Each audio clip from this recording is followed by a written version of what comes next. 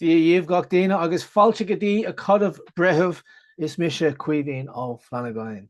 Hello, everybody. You're very welcome to the 𝗵𝗃 Academy. I am Kevin Flanagan, and boy, do I have a show lined up for you tonight. We're going to be hearing the stories of old Ireland as told by a very passionate young man, Seán Cuddy. And I can tell you that you're probably going to have tingles after hearing this man speak. But before we get into that, please remember to check out the 𝗵𝗃academy.org. That's where you're going to find the merchandise store. You get some nice t-shirts like this. We also have mugs and posters over there. You'll also get access to my online courses. There's 3 online courses over there, and they are Irish mythology, the culture and society of early Ireland, and Brehon laws of early Ireland. And you can buy them all as a bundle of 3, and you can save some money on that. What else? Oh yeah, social media. Check out our social media. We're on Facebook, we're on X, we're on Instagram, and of course we're on YouTube as well. And that reminds me, if you're not subscribed to this channel, please hit subscribe now. Also, while you're at it, consider becoming a member, and I'm going to tell you about what I did at this creator collective. And yeah, we have a lot to talk about when it comes to this, what happened at this event. But if you want to hear what happened at that event, then you're going to have to become a member, because this is exclusive content for members only. We have 3 levels of membership. The lowest one starts at $4.99, then the next level is $14.99, and then if you really want to support me, you can support me for $49.99 per month. So they're the 3 options that we have available. Now, that's enough of me yammering on. Let's actually get into the interview, where I'm sure you're going to really enjoy this one. Hello, Seán. Welcome to the 𝗵𝗃 Academy. I'm very happy. Hello. I'm very happy to have this opportunity to speak to you. How I found out about your work is I seen that you were actually a member of my channel, and thank you for that. And so I went to your YouTube channel, and I seen that you're a storyteller, but your YouTube channel is criminally undersubscribed. So just on the outset, I'm going to ask people who are listening to this, go to Seán Cuddy 3834 and subscribe to him now. I see you have 35 subscribers, so hopefully this conversation will get you a few more. But you're not really doing all of your work on YouTube. You're also on Instagram, and you also have a website. And I hope that we will get a chance to explore all of these things. But before we do that, let's just introduce yourself and tell us about how you got into storytelling. Yeah, so thanks very much. I've been a big fan of the channel for ages, so I'm delighted to be here. So yeah, my name's Seán. I'm from the inner city. I'm in the north side of Dublin. And yeah, I'm a professional storyteller, and I got into that through tour guiding. So like many kids in Ireland, I'd heard the stories when I was younger, but I had kind of left them there. And I was only becoming a tour guide a few years ago that brought me back into this kind of world. And I had to make my script for the long bus journeys that we were doing. And I said, you know what, I might as well start telling these stories. These were cool, you know. But then I started seeing, because I have a background in creative writing, I just started seeing like places where I felt like they could be improved. I felt sometimes they were a little bit flat. Sometimes they were maybe more accounts of what happened. So you'd know what happened, but you wouldn't really like feel it. It didn't feel like you were there, you know. It didn't feel like you were there watching it. And so I started making edits at the start to what I felt was going to improve them. And then eventually I just started writing them from scratch. And, you know, like I was getting such a good feedback from the tourists. And it was like, you know, isn't it a shame that all these tourists they're arriving and leaving Ireland, and they have a better idea now of these stories than many Irish people do, because many Irish people haven't thought about them in decades, you know. And that got me thinking, and I've just gone deeper and deeper into the journey as I go now. Yeah, and we're going to go deep on this journey as we go through this call. So you also are into fighting, I believe. You're into a bit of scrapping.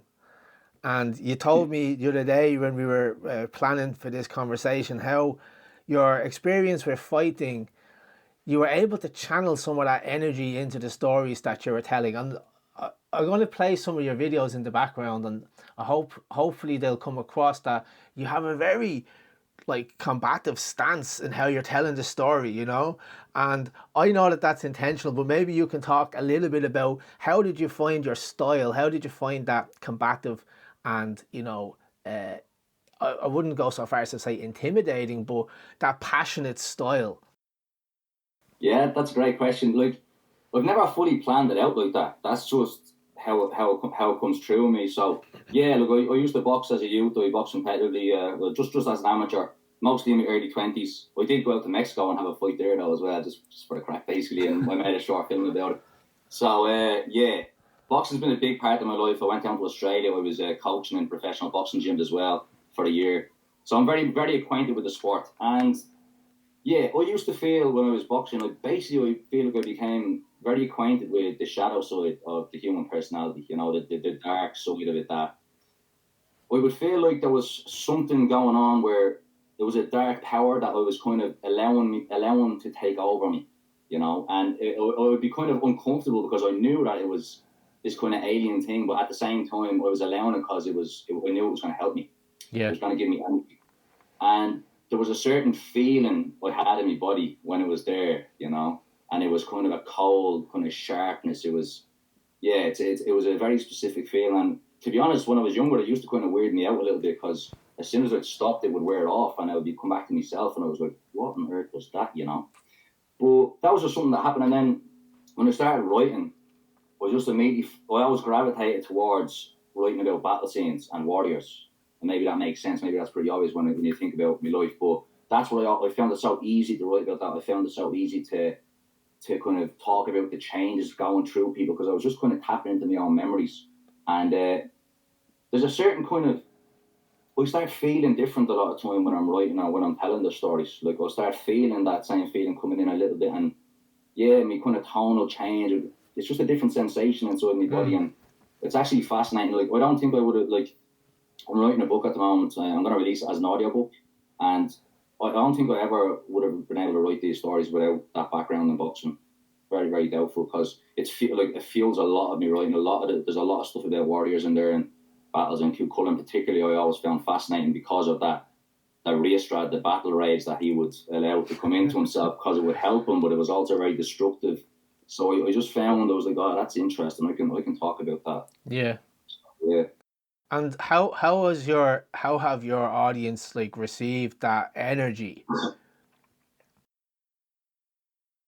Overall, very well. Like people want to feel something, right? People are going through their day-to-day life, and they want to come into something, and they want to kind of escape from that. They want to feel something, and I think a storyteller is a very important part of storytelling is transmitting emotion. You know, if someone's telling a story and then and you're not feeling anything, you know. So I think people appreciate that they're feeling something. Maybe they're a bit weirded out. My sisters don't like watching me. They say, like, I look like a psycho and scary, and they just kind of, no, they don't like it. So I remember that happened early on. I was like, you know what, I think I'm doing a good job here. Yeah, because, like, yeah. That's like not even can even elicit a reaction like that. So yeah, well, what's that line in the Bible? Like, no man is a prophet in his own land. yeah. On my sisters keep me. They've kicked my wings a fair few times over. Well, that's the north side style, isn't it? Like, yeah, absolutely. We don't want people getting notions. Yeah. So I did get one time. I did get someone saying, "Oh, it was a bit much. It was a bit much for me." But in fairness, he also said he'd been smoking a lot of weed as well at the time. Anyway, that was when you said that, I can't even. Yeah. Overall, I think people like to see passion in any field. They like to see passion, don't they? So yeah, I agree. And so, do you feel like you're like channeling some energy that's outside of you? Like, how can you actually? How would you describe the actual process? How do you get into that frame of mind where you have such presence on the stage? Do you know what? Yeah, that's a great question. I've often wondered this myself. I hesitate to say it myself because I feel like, I don't want to sound like a bit of a dog saying it, but there is definitely something a little bit mysterious going on that I have to say. I do think. And more, you know, it's kind of two different things. More when I'm writing, it's like that.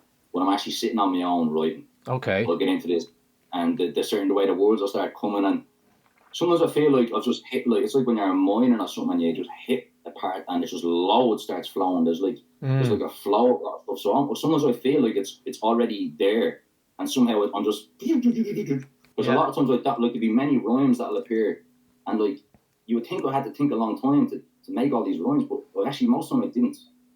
Like many times they just come, and oftentimes I'd leave the writing and I'd come back, and I'd be like, how did I write that? Yeah.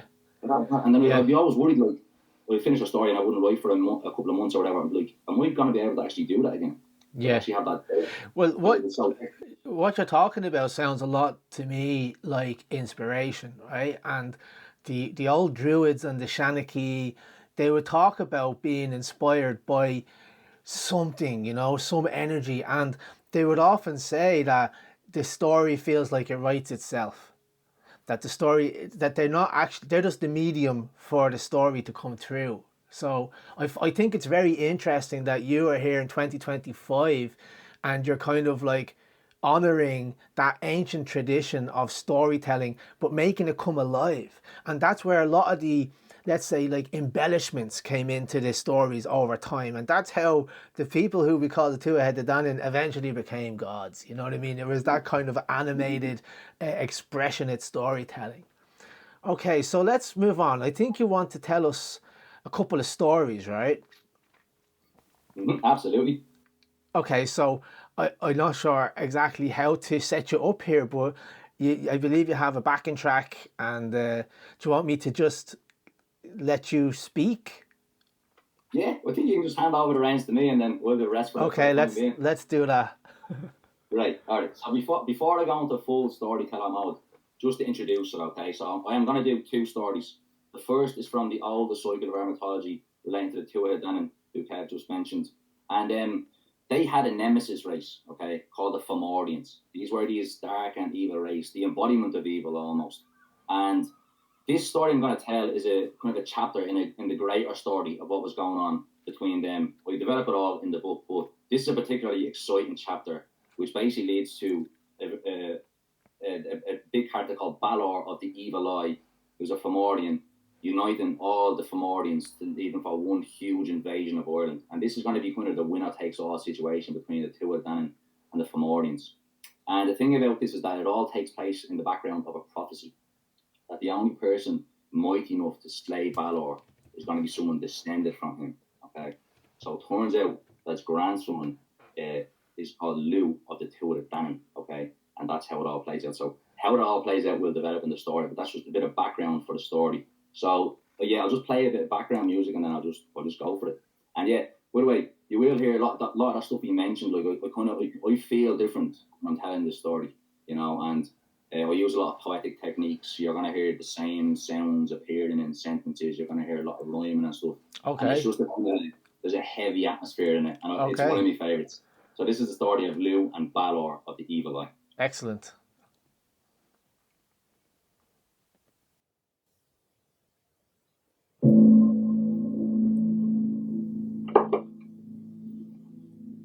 Beyond the far-gone fogs of time, amidst the darkened mists we find prophecies, powers, and painted faces in this clash of ancient races. Long, long ago, there existed a terrible race called the Fomorians. They were humans, yes, but also something else, blended with darkness and the shadow of the sheep. Eyes as dark as the eyes of a shark, teeth filed into fangs, they fed and feasted on death and decay. They devoured the world as the winter night consumes day. A bottomless hunger they were driven by, to consume, to steal the very lifeblood of 𝗟𝗚 from its river veins and its rolling plains. And their leader was Balor of the 𝗲𝗵𝗂𝗵. As a child, he had been struck by the foul and wicked fumes of a dreadful potion that had melded his eyes to one and imbued them with a terrible power. One glance from his eye, and your end was nigh. One single look would kill anyone he wished in a blazing inferno. And his eye sat in the form of a great head that rested on a colossal body thick with muscles and veins that snaked over a frame hewn from fire and brimstone and pain. And Balor had risen From the wild jungle of violence and struggle that seared through the Fomorian clans, he imposed his fierce will on them, and they submitted, outwitted, outthought, outfought. Balor rumbled from the deep as the Fomorians whooped and screeched, and his will was only to conquer. He wed Chulainn of the crooked teeth, and she took her seat, her rivals beneath, and before long the god shone a baby on their union. As she lay in bed covered in shawls, with a newborn baby 𝗵𝗲 in her arms, Balor entered. His very steps seemed to strain the stone that would squeak and creak as he took his seat, and even the candles flickered in fear. Then, suddenly, though the night was calm, a lash of lightning cracked in the sky, and Catelyn's eyes widened, and her body snapped stiff as a board as some unknown force rushed through her. Then she began to speak, but her voice was different. It was infused with something thick and ancient. Though it was still female, it was heavy and dark, as if something had been dragged up from the depths of the earth, as if something had awoken that should never have been disturbed. And through Catelyn, the voice conquered the room and said, "Yes, Balor, you have risen through the warlord's creed, and now indeed you have sown your seed. In the darkness we know of your deepest need, to cross and crush 𝗟𝗻𝗄, to force the Tuatha Dé Danann to their knees. In this clash there will be a victor, but only one, Balor of the evil eye. You'll be killed by your grandson." Now, Balor did not believe these ramblings, or so he claimed. Yet he ordered that 𝗵𝗲 be locked at the top of a tower on 𝗕𝗏 Island off the northwest coast of Ireland, and there she would be attended by only female handmaids, and they would never speak of a man. She would never know of a man. She would never think of a man, and a man would never be permitted to trespass the tower. Yet there are powers in this realm much greater than ourselves, forces that push and pull us like puppets on a string. 𝗵𝗲 grew into a fertile maiden with long soft black hair and full lips and strong hips, and every night she would sleep and dream, and what would she see? But a man, a tall, strong, bearded man with eyes as grey as the wildest wolf. His name was Cian, the Enduring One, a member of the Tuatha Dé Danann, sworn enemies of the Fomorians. And Cian too was called to her in the realms of sleep, and across the fields of dream and ether he found her, and the pyre of his desire grew and grew as he was tormented by visions of this mysterious maiden atop the distant tower, staring at him longingly, her mouth parted in desire. Cian was captured and compelled by the spell of her beauty, and one day he decided that he could take it no more, and he enlisted a druidess named 𝗵𝗏 to help him find her. And so 𝗵𝗏 gathered the smoothly capped mushrooms that grow in the sacred places, and she ate them, and the necessary knowledge was granted to her by the lords of the spirit world. And they travelled to 𝗕RE Island, and the night was stormy, and the rain pelted cold and heavy from the churning northern skies. When outside, 𝗵𝗏 used her harp to play a sweet song that made the handmaidens open the locks, then slip into a slumber. And then Cian climbed the stairs. 𝗵𝗲 was awake, waiting, as her body had told her it had cloaked her in desire, as she sensed the very essence of his presence. He stood there for a moment as he drank in the sight of her feminine frame on the enormous bed, curving and bursting at the silks that draped her body. And she did the same, peering at the face that she had seen so often in her dreams, that tough, strong, bearded face with eyes that pierced deep into her soul. Her body became inflamed, and her face flushed, and she wanted him so badly that it ached inside. As he slowly approached her step by masculine step, 𝗵𝗲 could barely breathe, so excited was she. Outside, the clouds began to form a vortex around the tower, stroking it silkily as the alchemy of their passion pulled the very force of nature close to them, and they fell into bed together. And their love-making was fierce, and all night they pushed and moaned as the tempest outside raged and groaned. A great power was seated that soaking, stormy night. The prophecy proposed it was in sight, and the fruit of its bloom would be darkness challenged by light. 𝗘𝗵𝗂 could not stay. He flew away, and the seasons passed, and her stomach swelled, and 𝗵𝗲𝗻 passed 3 boys into life. Yet when Balor saw, Balor roared, and Balor tore from 𝗵𝗲𝗻's screaming grasp and cast him into a whirlpool. Yet the 𝗙𝗵𝗵𝗂𝗀 had followed him, and she used her magic to act as a magnet for the one who was destined to be Balor's bane. Thus, with her help, little babe swam to her, somewhat stronger than its siblings, who were tragically lost that bleak winter morn. 𝗚 into her cloak, and she spoke to this child and said, I used my magic to help, but the strength came from you. The son of 𝗘𝗵𝗂 and 𝗵𝗲𝗻, your name will be Lu. You will marshal armies and control the skies. In the end, you will break Balor of the evil eye. And so she took him to his father 𝗘𝗵𝗂. He was raised amongst the Tuatha Dé Danann, the noble tribes that inhabited 𝗟𝗂𝗚. They were bigger, fitter, stronger, faster than any of the great mortals that inhabited the island of a later age, yet they could not defeat the Fomorians in war, not utterly, not totally. After some respite, they always returned for more. However, 𝗵𝗂 knew, and 𝗘𝗵𝗂 knew, of the greatness inside Lu. Champions are formed in fire and ice. A diamond must be hammered from rock, and the blade must be sharpened to bite. Lu's childhood was hard and bare. Raised in combat, with the odds stacked against him, thrown into freezing rivers and forced to swim, he fought in pits where one could only die or win. And he imposed his will with speed and skill. He became as a wildcat, razor sharp and quick as silver, relentless as a wolf on the hunt through the endless winter. He became as a bear who could tear through muscle and bone. He became the greatest force that Ireland had ever known. But that was not all. 𝗘𝗵𝗂 had him educated by the finest druids and bards. They taught him everything that had ever been. And so Lu was not just a master of sword and spear and violence.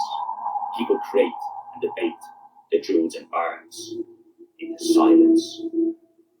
He became a 𝗵𝗵𝗂𝗀𝗀𝗀𝗀, the master of all things. And all the while the hour of the prophecy crept closer and closer and closer. Eventually, the day came and the word arrived that the Fomorians were coming, in force and numbers that had never been seen before. Balor had united forgotten tribes, forest tribes, flesh-eating tribes, tribes from bleak peaks and the depths of the sea, and they were coming to burn and pillage and destroy everything that was good in Ireland. And this would be the clash, the great clash that would be remembered until the end of the world. So Lu answered the call to the hill of 𝗙𝗃, where the great warriors of the Tuatha Dé Danann were gathering under the command of King 𝗤𝗏𝗏 of the Silver Arm. It wasn't long before Lu began to pour his skill and will into the preparations. 𝗤𝗏𝗏 watched as Lu passed amongst them, and he spoke to them. He rallied them. He knew what to say to each and every warrior, and so much needed was he, for each one of these was already a chief, and some had fought vengeance against each other in the past. But Lu passed amongst them with 𝗕𝗵𝗵𝗂𝗀𝗀𝗀𝗀, and with magic they cast the portals of the past. The result was what came to be at the hill of 𝗙𝗃, was the greatest force that had ever assembled in the history of this land. And Lu had decided that Lu would be his general. And so Lu painted his face red in the colours of war, and he accepted his role, for in his soul it was known that he was born for this. He had trained for this in the rivers and pits, and the eagle of his soul rose up into the great sunlight of his destiny. In my previous physical body as a bard at the time, I watched them form ranks, and my heart roared at what I witnessed. Never had Ireland seen such a glorious sight. Instead of being arrayed against each other, all the mights of the Tuatha Dé Danann ran shoulder to shoulder, shield to shield, standing together to protect this island and its people, as their flags of war rippled like living things, and the sunlight flashed on the fangs of their wild animal hounds. And Lugh led them, clad in armour of silver steel, and the spirits of bears and wolves and wildcats flanked him, snapping and snarling their defiance. Lugh felt the raw energy of air that pulsated from his body, and he knew that whatever sank from the skies, whatever arose from the waves, whatever emerged from the earth, he would be ready. None would stand before him. He would close with and destroy the enemy with sword or spear or stone. Thus, on the plains between mountains and sea, the great forces of the world came together. It was a time when swords slashed and shields shattered and carriages crashed and shrieks were reaped and dreadful damage dealt on the Fomorians, yet like waves they came and came. For 3 days they fought on the northwestern corner of Ireland. At the end of each day, the great chieftain of the Tuatha Dé Danann, the Dagda, would play on his harp a song of lament for the lost and fallen. The warriors would clench their teeth and close their wounds of flesh and also wounds of emotion. And the next morn, different notes he would play, and the sound seeped into their blood, and they roused and stood, and their faces would light, and the bite would return to their eyes, and once again they would march forth into the chaos. For his music armed them with strength and made their way perfect. It made their feet like the feet of a deer and their hands in the hammers of justice. As they pushed and strived, the fierce goddess of war, the 𝗵𝗵𝗂𝗃, dived down from the sky in the form of a giant raven, as she led all the noble birds of prey of Ireland into the fray, as they rained down tooth and claw on the Fomorians from above. But not only that, the Druids called on all the natural forces of 𝗟𝗃, and they rained down incantations of devastation on their fearsome foes. The very land itself came alive as the Druids commanded the fibres and forests of Ireland to attack the invaders, and the trees used their branches to strike them, and the grass snaked up their ankles and tripped them, and packs of wolves raced from the forest to savage them. In all the eons of time, neither race had been tested so titanically. The great struggle of the age, soaked in spells and curses and rage. On the 4th day, so powerfully were they pushing the Fomorians back to the sea, that they had no choice but to call on Balor. He was old now, so old now, huge and hulking, his joints too weak to support his giant frame. They strained him forward on 4 cards lashed together. His evil eye had gone hooded, and the lid was thick and heavy and scaled. As they creaked and heaved him forward, 9 Fomorians surrounded him with hooks, which they lashed in the lid, and they began to pull with all their might to raise it. And as they did, the wicked black eye beneath began to scream fumes, as it began to pull the heat from all the living things around it, as it prepared for a single blast, a final blast, the blast the force of which had never been seen in all the histories. Lugh, his face filthy and his hair matted with sweat, had jumped on the top of a standing stone to rally the Tuatha forward, and from his vantage point he could see the ferocious force about to be unleashed. And time seemed to slow as his Seán 𝐸 showed him what would happen if Balor was not stopped. He saw the charred, destroyed ranks of the Tuatha Dé Danann. He saw the Dagda's heart broken and burning. He saw the Fomorians rushing into Ireland, burning and scorching the earth. He saw trees falling, rivers running dark with their filth and poison, and the plants and people of 𝗟𝗃 crying and pleading for aid that would never come. Now, Lugh roared, ere on this land I call on thee. I may fall, I may bleed, but I will fulfill the prophecy. Lugh leapt down, and he was a blur as he whipped into the Fomorian ranks. They grabbed at him as he flowed past, but as if they had tried to grasp a river or air, he was there, but not there. Lugh was one with the elements of 𝗟𝗃, and they pushed him on through the ranks of darkness and evil. His head pounded with their hideous hollering, but he could hear fear amongst it as he approached their living heart, his sworn enemy, the very grandfather who had tried to drown him as a baby. Lugh found an open space, and with the grace of a cat he sprang and drew out his sling, and began to whirl a great rock inside it. And a great roaring all around now, and the day was dusk, as Balor's evil eye pulled the light from the sun to unleash the world-ending fiery fury on the Tuatha Dé Danann. Then, with a great bellow, Lugh unleashed a rock. It sent a shock down his arm as it leapt from the leather and made like a missile directly at the eye of Balor, and it struck it. It shook it. And the blow was so great that Balor's evil eye spun in his head, and instead of blasting the Tuatha Dé Danann, it exploded in an orgy of flame and fire out the back of its skull. It fanned out and burned and destroyed the ranks of the Fomorians behind it. Untold numbers of evil wiped out in seconds, and with that, the remaining Fomorians turned and began to flee back into the sea as they were chased and routed by the Tuatha Dé Danann, who rushed forward roaring the song of war. And Lugh stood like a rock as he watched the waves lap at the great body of Balor, and he knew it was done. He was surrounded by the Tuatha Dé Danann, who hoisted him on their shoulders and gave him the name 𝗪𝗏, Lugh of the Long Arm, and for the rest of his days he would be known as that.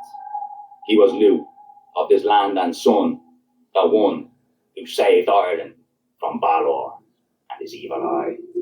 Sinead, that's it. Wow. What can I say? That was really good. That was amazing.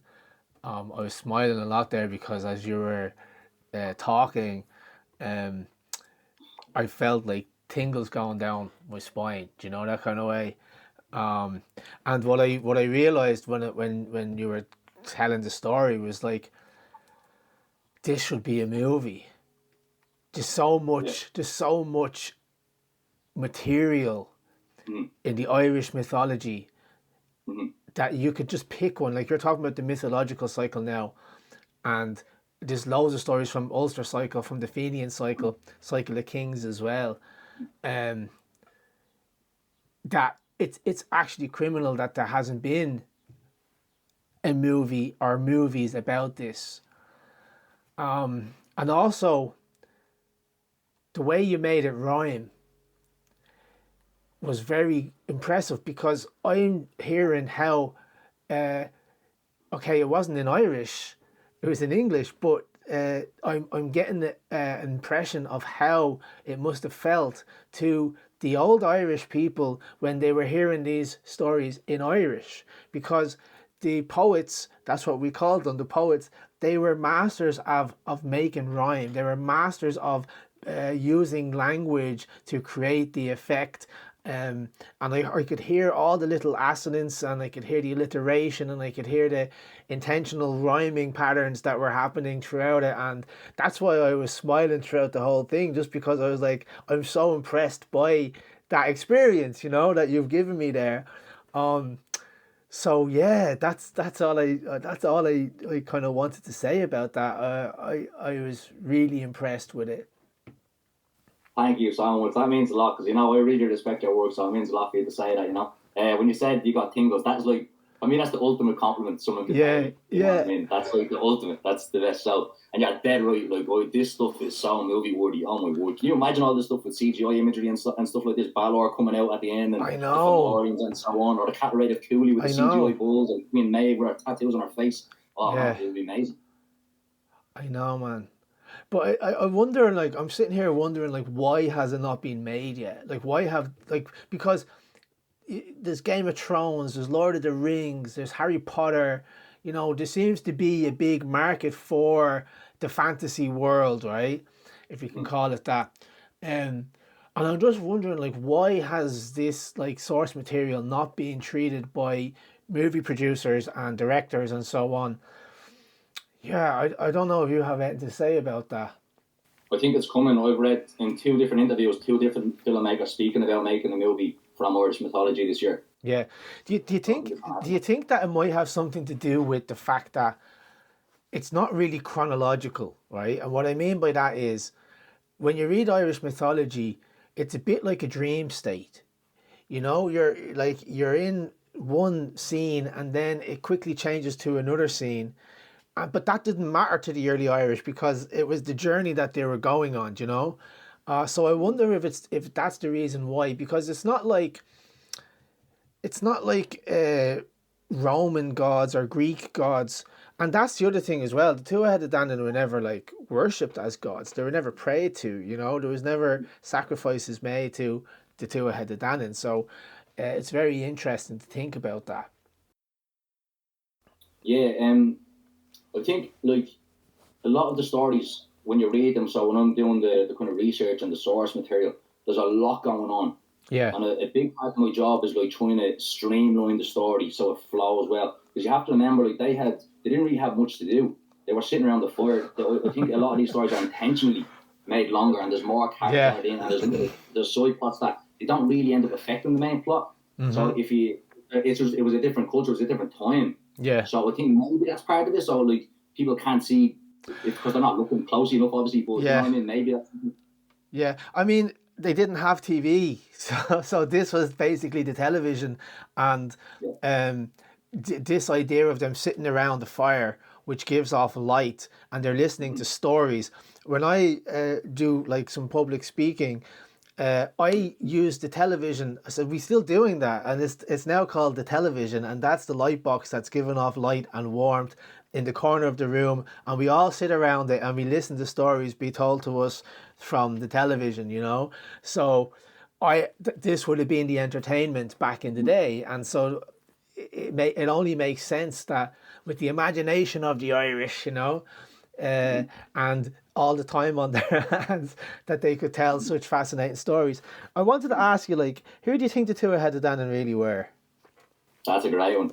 So I like the idea that they were advanced beings that had survived the previous kind of cataclysm, you know, because I kind of developed it that way in my book. So, you know, they had their previous cities, 𝗵𝗵𝗂𝗵, 𝗵𝗵𝗂𝗵, they brought some things from there. They don't really like speaking about it too much. So I like playing with the idea that, they were just survivors of a previous civilization that came to Ireland, and they had to, it was survival, because they're not an especially warlike people. They can fight, but they're not like the 𝗵𝗵𝗂𝗵s that just want to pillage everywhere. They come to Ireland and they kind of have to, they feel like they have to take it from the 𝗕𝗵𝗵𝗂𝗵, but it's not really as bitter as the clash between the 𝗵𝗵𝗂𝗵s and the Tuatha Dé Danann. It's much more like, listen lads, we have to do this now, you can't fight, we're going to have to fight them. It's so. Yeah, and the other question I wanted to ask is, right, we can't forget that these stories were written down by Christian monks. And you have to ask yourself, why were they writing these stories? Was it that they were trying to preserve some ancient wisdom? Was it that they were that they felt some sort of obligation to their culture? And these Christian monks were originally Druids. Let's not forget that. Exactly. They would have been originally Druids. So I wonder if it's like an effort on behalf of these Christian monks to preserve these old stories, or do you think, and this is a good question, do you think these Christian monks just had great imaginations and they were just making up the stories from scratch? I think what you just said there a few moments ago, I think you almost hit the nail on the head. So you have, when we think Christian monks, we kind of think that standard Christian monk. But that wasn't really the monks that were in Ireland, though. Like the early Christianity in Ireland was very much a fusion of both cultures. So these would have been hybrid monk druids. And so I think they were just right. They would have liked these stories, I reckon. Yes. And they were probably just, we're writing things down, they will write this down. So I think that's the most likely thing that was going on, personally. Yeah. I mean, it's really interesting to think about. And if you read the lives of the early Irish Christian saints, there's a lot of Druidic themes within that. For example, there's one saint, I can't remember who it was, but he had 3 familiars, and one of the familiars was a flea. And what the flea did, when the monk was reading his scriptures, the flea would follow his, pace.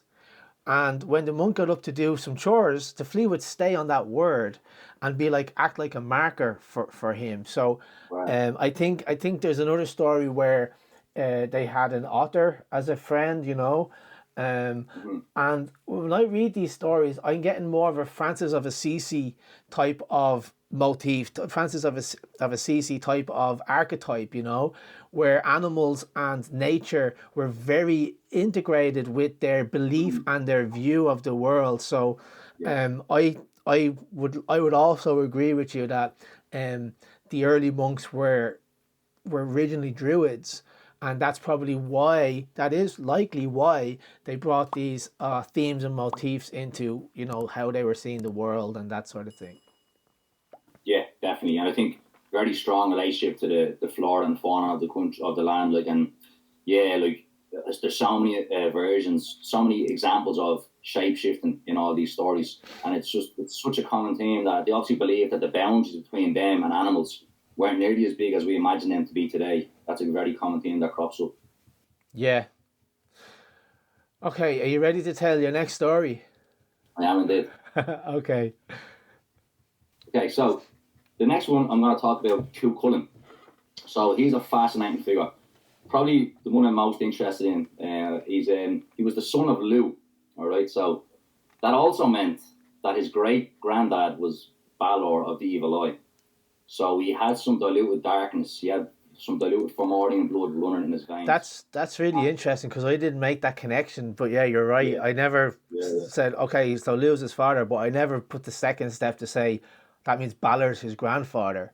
Yeah. And I love that, because then it kind of explains everything with the battle rage. So Chulainn was inflicted by something called the 𝗃 or battle rage or battle spasm, and he would lose himself to it, and his form would change.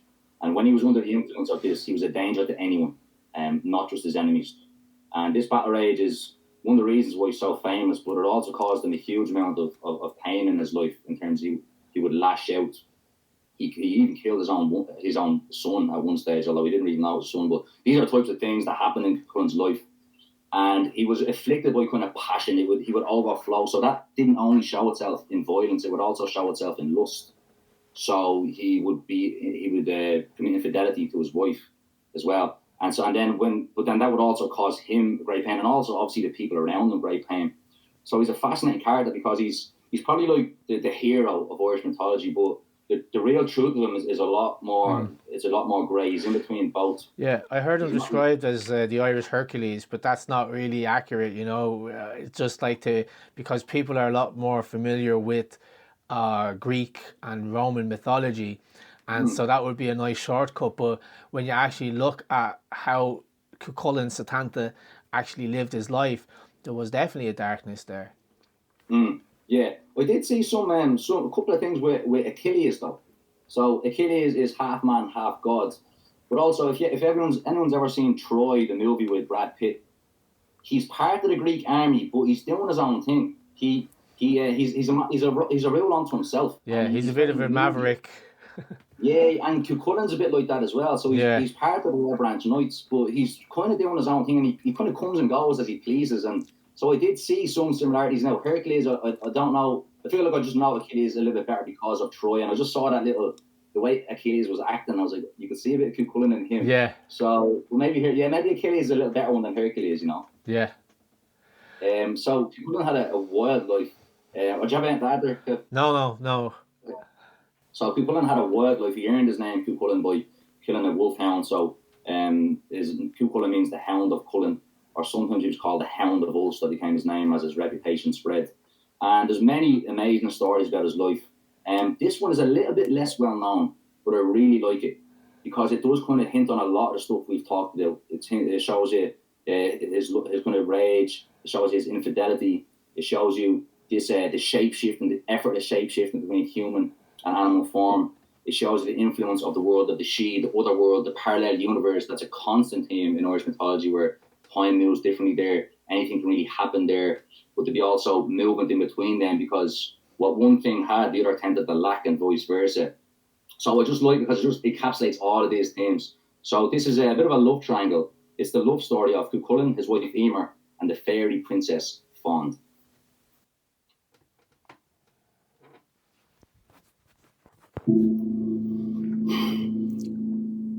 Women affect men in different ways. Hearts can be swayed and set ablaze by the beauty of youth and the softest touch, or from love and wisdom, the understanding of much. I saw Chulainn pulled in two, I saw his marriage marred and bruised by the lover's haze, the wounded rage, the tragic magic of Ireland's distant days. The marriage of Chulainn and 𝗬𝗏 did not flow smoothly like a stream of summer. There was friction, apprehension, sometimes tension. Yet isn't this something about love that we know, that it prods us, tests us, and teaches us to grow? 𝗬𝗏 wielded her worldly wisdom, and heeding her caring counsel had prevented plenty of problems in Chulainn's life. She was pretty, with a gait of elegance and a powerful presence, and she undertook no weakness in Chulainn, and he loved it for it. Because Chulainn was wired for war and conquest, and being part of his life was a test in itself. And so we can see the degree of his love for her, yet why was her love so deep for him? Well, my friends, Chulainn was Ireland's greatest warrior. She had never seen him break or fall asunder. He was the shield, the spear, the hound of Ulster. Despite the sacred sanctioning of their marriage, other women sought his attention regardless. Though Chulainn had never faltered, but Fond changed it all. I watched him fall, and this is how it happened. It was a bright, warm summer's day. Chulainn and 𝗬𝗏 were lying on a lakeshore not far from their fort, 𝗕𝗵𝗵𝗂𝗶𝗏. An argument had just been had and resolved, and Chulainn, feeling inspired, had spied two birds in the sky. He decided to try to bring them his wife as a prize. Yet 𝗬𝗏's eyes followed their flight and their strange colouring, one as crimson as the setting sun, the other as green as she'd ever seen, and a great sense of foreboding fell on her as she laid her hand on Chulainn's arm and advised him to forget their flight. But Chulainn was nothing if not proud and impulsive. Ignoring his wife's advice, he drew out his sling and he began hurling rocks at the birds in an effort to strike them down. Yet something affected their arc, and they mysteriously missed. Chulainn never missed. The birds continued flying towards a following valley, and Chulainn, inflamed and enraged, leapt into his chariot, and without waiting for his charioteer leg, he raced off in pursuit.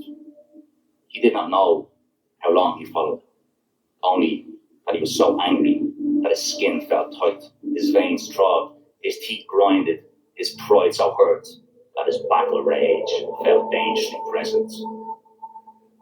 As twilight took hold, the birds came to a valley with a lake, and they began to circle far in the distance. Despite the 𝗕𝗏𝗃 and 𝗖𝗏, Chulainn felt the need to rest, so he climbed down from his chariot, lay against a standing stone, and surprisingly, almost immediately, he fell into a deep sleep. And as he slumbered in his dreams, the two birds sailed down from the sky and changed into two wondrous women, one in green and one in crimson. Yet their faces were serious, and in their hands they held rowan rods, which they raised and began to beat Chulainn in retribution for his attempted attacks.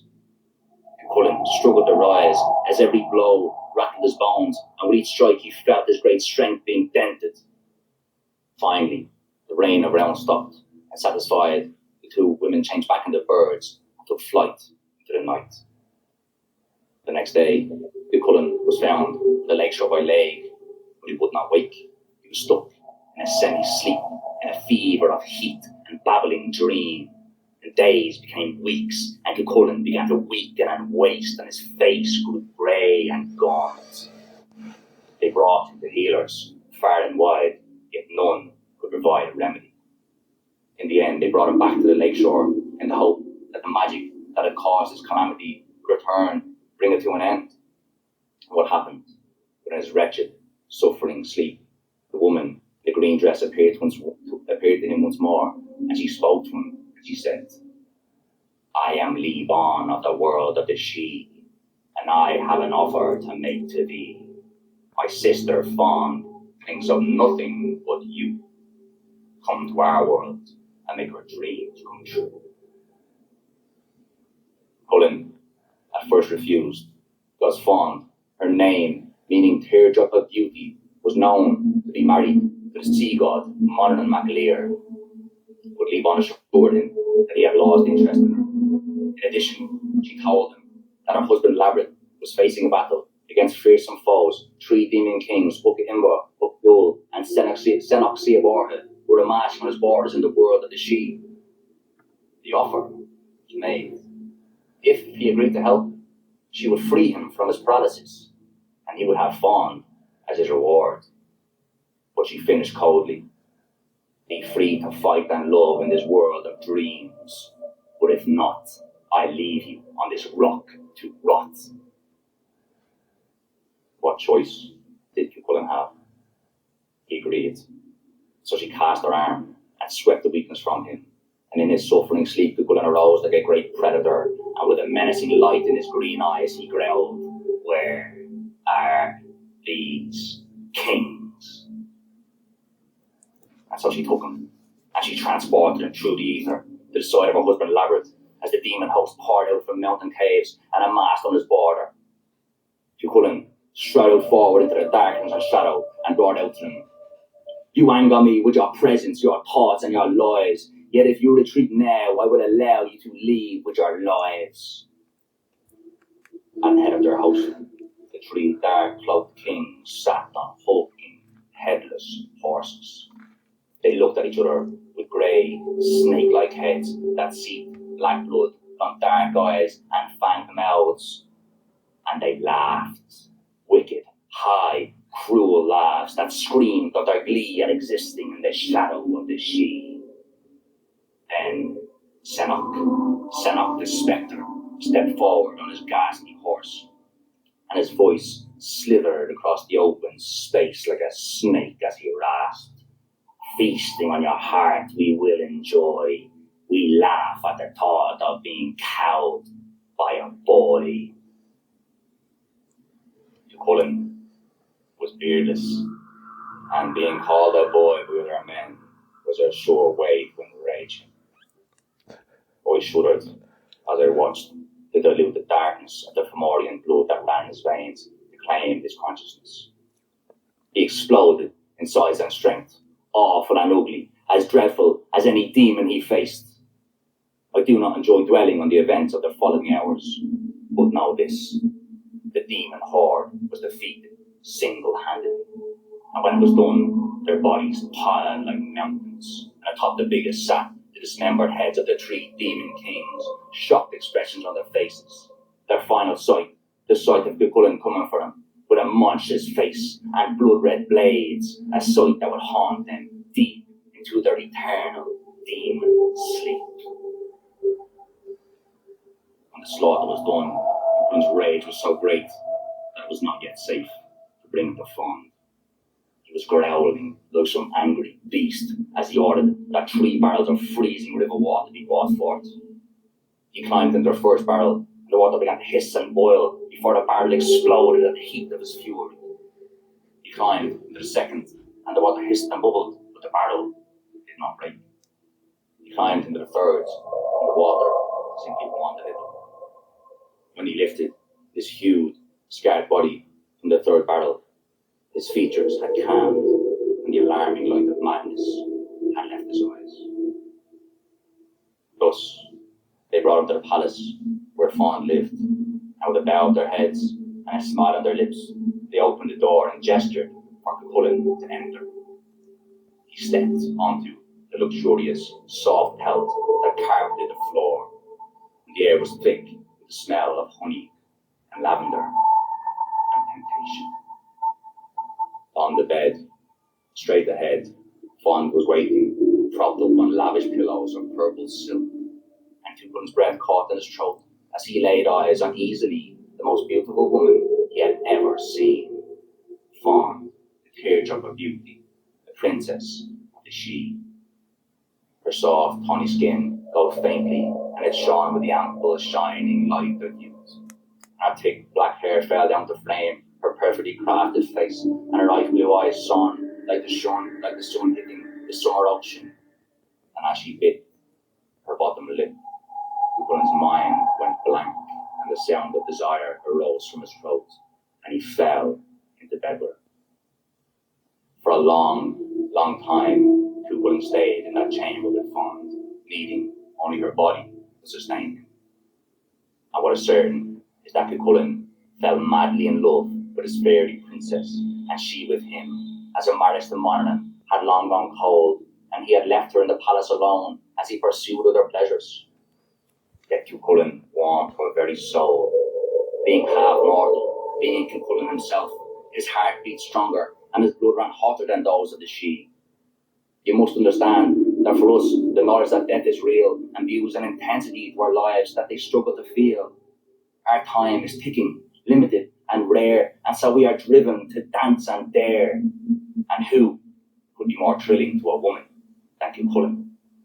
His wildness flipped her stomach as she tasted the rush of the mortal world. Likewise, Fons hit Cuchulainn in his core, deeper in his chest than he thought any woman could enter. An unfamiliar calm settled on him in that chamber, so different from the fire of alertness and ambition that burned in his body in the mortal world. Yet after this time of bliss, memories of 𝗰𝗵𝗄𝗏 began to persist, and the warrior in his heart surfaced like a shark. For he was in the prime of his life, and he loved his wife, and so he decided to return to Ireland and to his wife 𝗰𝗵𝗄𝗏. And though Fon was crushed, she accepted his decision, but proposed that at each quarter moon they would meet at a fairy yew tree, half a day's ride from the 𝗬𝗏 to be alone together. And Cuchulainn agreed.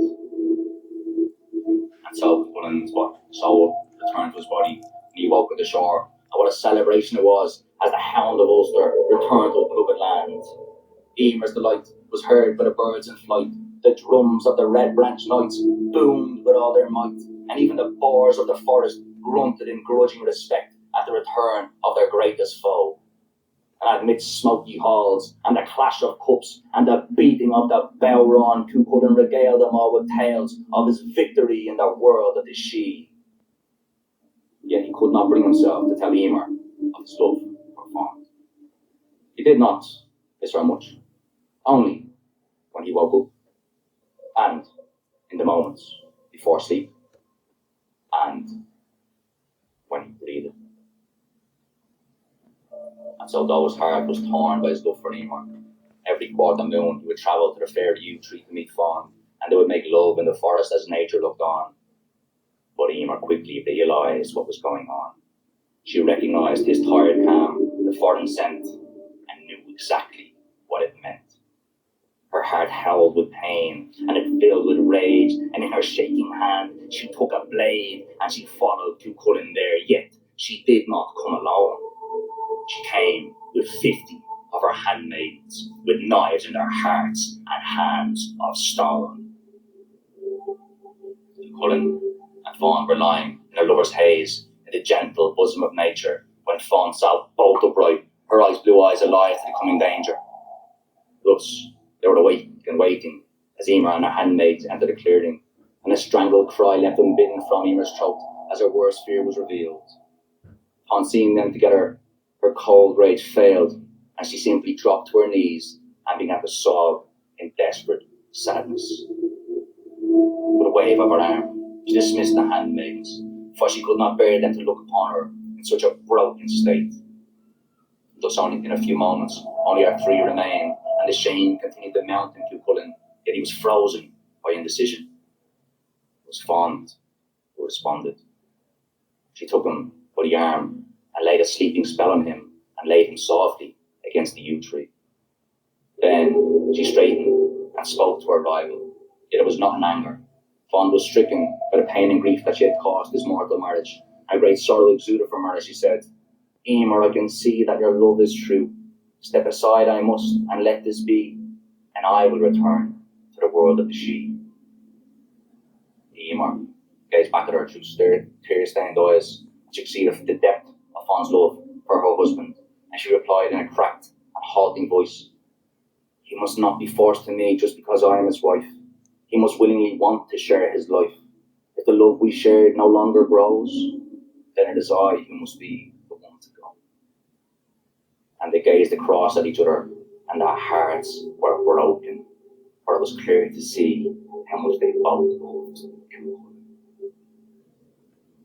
It was at that moment that the air rippled and changed, and into the clearing appeared a shining silver chariot with a tall, bearded, craggy-faced man in robes of green and blue astride it. And Fawn exclaimed in shock, for this was Monaghan MacLear, the sea god who had forsaken her all that time ago.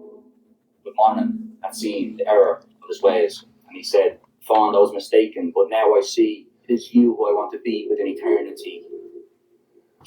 Fawn looked on in reluctance. She knew what was right. And so she bent to Cuchulainn. She squeezed his hand tight before Monaghan shook his great cloak in between her and Cuchulainn, and this collapsed their chances of ever meeting again before they joined arms and they began to fade away into the mist. Cuchulainn awoke just to get a final glimpse of Fawn as she faded away, and he groaned as he felt his heart tear in despair. Something of the battle spasm appeared in his face as he rushed away from Emer despite her cries, and he loped off alone into the wild. For many, many weeks, he really ate or drank as he searched the land for Fawn. And men who lived in misty glens spoke of howling at night, beastly but human, filled with suffering and loss. Eventually, the blaze of his grief quieted somewhat. He decided to return to the 𝗟𝗵𝗂𝗃 and his wife Emer. Yet the damage done was drastic and deep, and they could not sleep together because Fawn haunted Cuchulainn's dreams, and Emer's heart was torn asunder at her rejection for another. A great malaise gripped us that year, and the rivers burst their banks, so great were Emer's tears. Finally, what came to be was that the druid 𝗃𝗏 was granted a recipe when those of the 𝗕.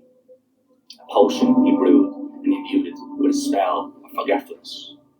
And so at a feast, he popped 3 drops into both their cups, and they drank, and within an hour their grief was burned and their love returned as they were granted mercy from this meddling of the 𝗕.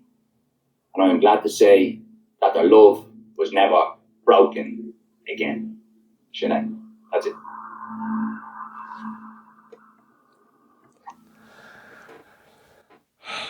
Yeah, I mean, just like the last story, I was getting a lot of goosebumps, especially the part where where Emer, she pursues Cuchulainn into the forest, and Fond is there, and like I had goosebumps on my leg, and on my back, but I could see them on my leg. So yeah, I don't really know what to say, because I'm just kind of just letting it all sink in, But thank you for sharing these stories. It's been really a good experience for me. So just before we wrap things up, okay, is there anything that you want to say about your tours, first of all? My tours is kind of work for companies, but maybe about the live show that I do. Yeah, we'll get to that. We'll get to that. So you're talking about the live shows. Yeah, so I do a lot of live shows. It's not every Sunday, but if it's on Sunday. So as we stand, I have 21 shows lined up between now and the end of the year. And when it's on Sunday at 4:00. And yeah, that's brilliant, Kev. You have the website, so if you just scroll down there, you can see the schedules for it, and you can see clips of my show as well. So you could really, anyone who's watching has an idea what it's going to be like now. But yeah, so that's on. I'm in 𝗕 in the city centre, just by the river. It's a lovely room. It's downstairs. It's dark. There's lovely music. There's sound blocking curtains, and I really enjoy performing. There's little stage and lights and stuff like that. So yeah, it's very much an immersive experience, So yeah, that's kind of, we love, anyone listening would love to see it down, and but this, it's kind of a two-way thing, like, it needs to be a storyteller and there needs to be an audience, and so the more you get involved in that, the more you're doing your bit to actually keep this art form alive. Yeah. There really isn't that many people doing this long form storytelling. No, there really isn't, and that's why it's such a special experience to hear you speaking live. And just for the listeners, I'm going to see your show on the 11th of May, and I believe it's at 4 p.m. Is it? Yeah. Okay, so let's talk about the other channels you have now. So you have YouTube, which is criminally undersubscribed. You know what I mean? Like, you're too good to only have 35 subscribers. Do you know what I mean? And I was really shocked to see only 7 views on this 6 o'clock show. You were on the 6 o'clock show, which is, you know, a kind of well-known. Let me just mute this here. Seán, let's see his storyteller. What was that experience like for you? That was amazing because I basically never even done a podcast before when I got the shout to go on national television. So, because I got a write-up in the Irish Independent, and I think that was a reason. So they became aware of me and they just got me on. So I was very, very nervous, but I enjoyed it. I mean, they were great with me, you know. And the girl 𝗘𝗃𝗏 we could see in her face that she was really into it, and it really just helped me settle down. And after a couple of minutes, I just felt like I was relaxing, chatting to them. Yeah. I was so nervous before it, but I feel like it went really well. I was delighted. I enjoyed it. I actually enjoyed it once it started, you know. Yeah, I know. You can tell that you do actually really enjoy it. So I'm glad you're doing something that, you know, you get such satisfaction out of. But you know what? Like, I'm going to say it again, you're criminally undersubscribed to over on YouTube. So hopefully, as a result of this, like, podcast, you'll get a lot more subscribers. Hold on, let me just share this tab instead. You'll get a lot more subscribers, you know, because that's just way too low. But you told me that you're also on Instagram and you have a few more subscribers over there. You have 1,000 followers. So I'm more focused on the other two. So that's part of the story with the YouTube, because I'm putting more focus on Instagram and TikTok. So my biggest is TikTok. I'm quite new, but I'm growing pretty quickly. So I almost have 10,000 followers on that, and almost every time I post them, I get a good few new followers. How many followers? Just I think 1,850 or 1,900 at this stage. Okay, so 2,000. Yeah, so it's grown. Like, I've had the Instagram for years, but I've only had the TikTok for a few months, kind of thing. Oh, right, yeah. I mean, I keep trying to post on that. I keep hearing that, like, TikTok is the place to be if you want to get, like, reach, and you want to reach people who might not find you on Instagram or on YouTube, because I think, well, I've heard that a lot of the younger generations are not on YouTube; they're on things like TikTok and so on. So, but I haven't had the time to branch into TikTok myself. But I think I'm doing a disservice to myself, because I reckon 𝗵𝗏 Academy would get a lot more reach over on TikTok. So, and I think that's it. I don't have the TikTok tab up here, but maybe I'll find it afterwards.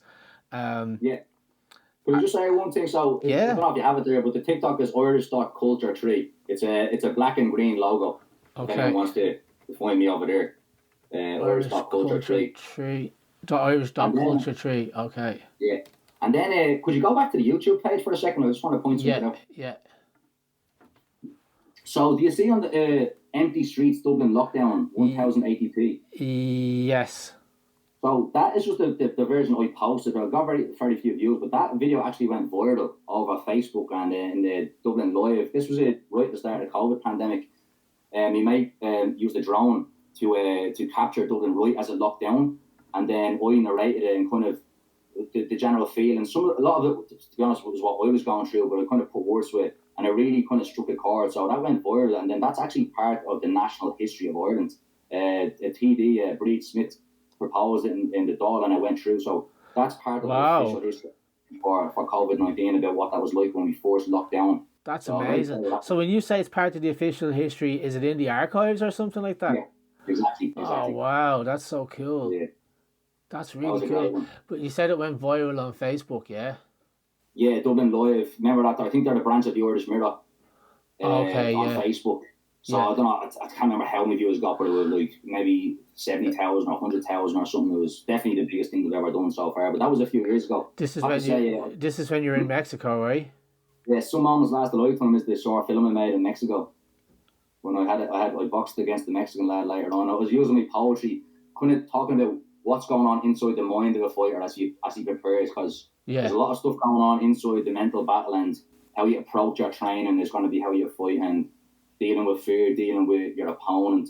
So I think I was able to speak about them things, having been a boxer, and I always wanted to do it in Mexico, because Mexico's like, anyone who knows boxing, Mexico are like the kings. Like they're the hardest people in boxing. So with that, the city I did it was where 𝗃𝗏𝗃𝗍 is from, and so Yeah, it was a super low budget. I had no money. I was working full time out there on teaching English online.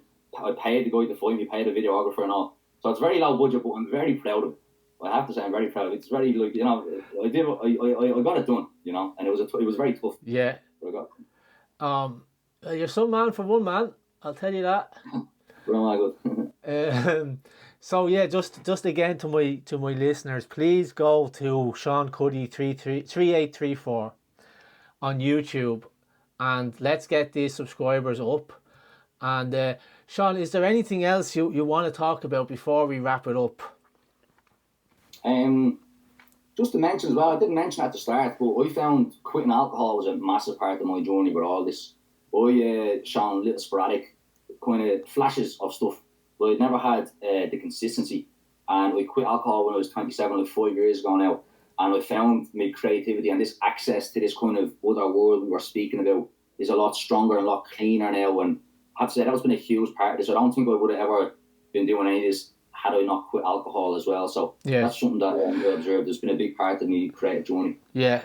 And that's another thing we have in common, because since I had the brain surgery, which I think you know about, I haven't had a drink. I had a drink at Christmas and then at a friend's birthday party, but I haven't had a drink since. And I was actually at this creator collective the other night, and it was a free bar. It was an open bar, you know, and I didn't have any alcohol, so that's a good pat on the back for me. Yeah, well done. And how do you approach that? Like, I mean, there's probably people watching this who would like to give up drinking. Have you got any advice for them? I think you need to understand why you're doing it. You need to really get clear, because if you're trying to quit drink just because you know it feels bad and you don't like being hungover, the kind of social pressure and the pleasure that it gives you will always be stronger.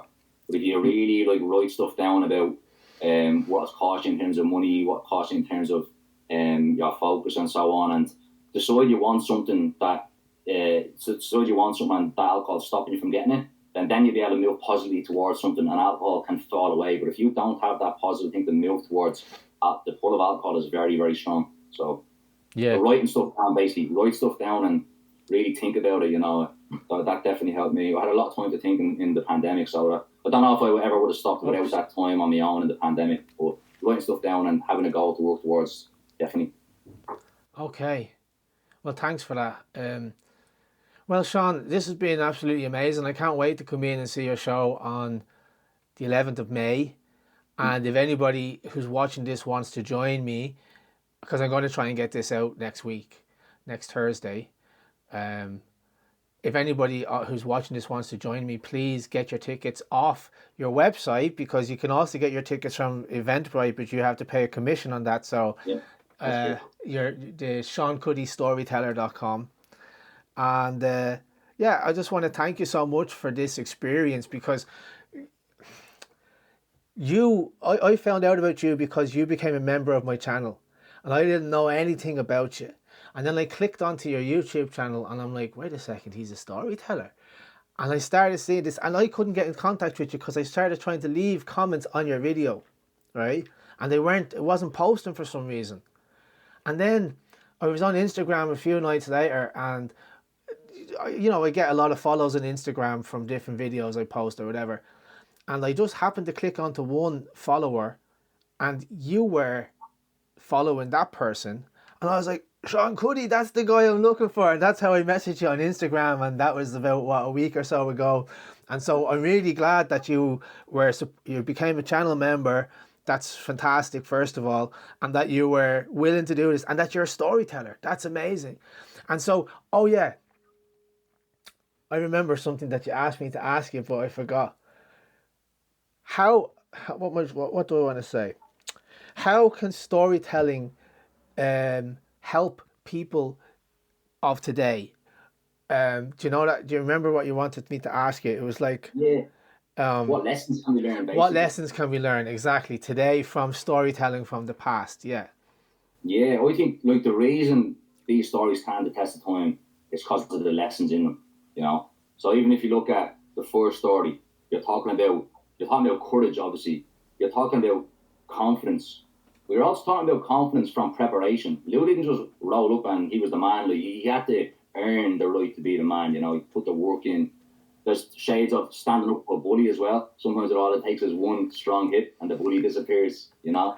So that's your first thing. That's off that story. And then the second one, clearly, like, infidelity, the damage it does, you know. And even a part of the story I found powerful as well is the aftermath, you know. Like, it's something you think, all right, he wears off, he comes home, it's all good, but it's not.